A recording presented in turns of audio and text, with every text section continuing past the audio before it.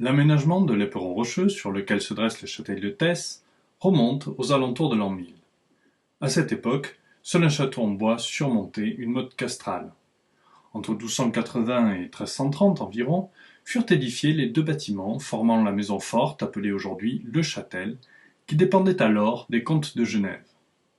Thierry Poulain, architecte du patrimoine en charge de l'étude préliminaire de cet édifice exceptionnel, nous dévoile quelques éléments de son travail.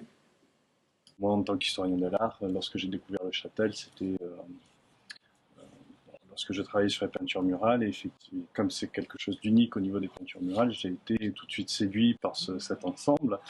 Mais vous, en tant qu'architecte, vous avez certainement un regard qui est différent de celui de l'historien de l'art. Et donc, qu'est-ce qui vous a motivé à travailler sur un site pareil, finalement?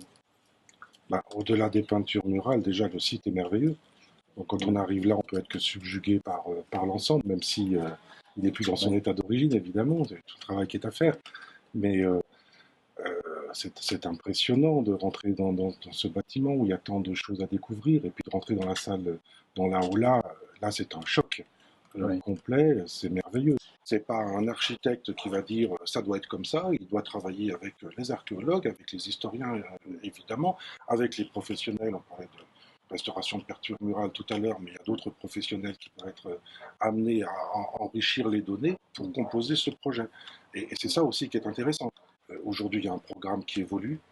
Donc, évidemment, il y aura euh, très fort, probablement des restitutions de volume.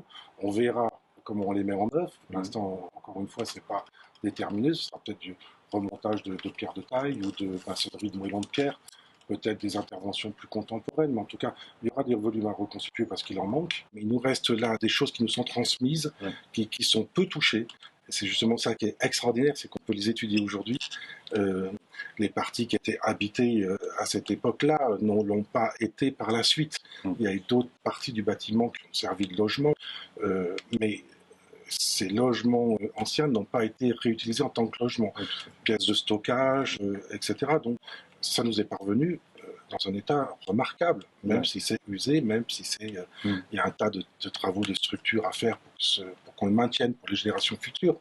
Mais on a un objet là, un objet d'étude à mettre en valeur et à ouvrir au public absolument formidable. Oui. Votre but, c'est quand même de faire rêver le spectateur qu'il arrive là et qu'il se sente un peu entré dans un bâtiment et dans un contexte aussi, parce que tout le paysage autour, un peu Bien comme sûr, s'il rentrait dans le bâtiment médiéval.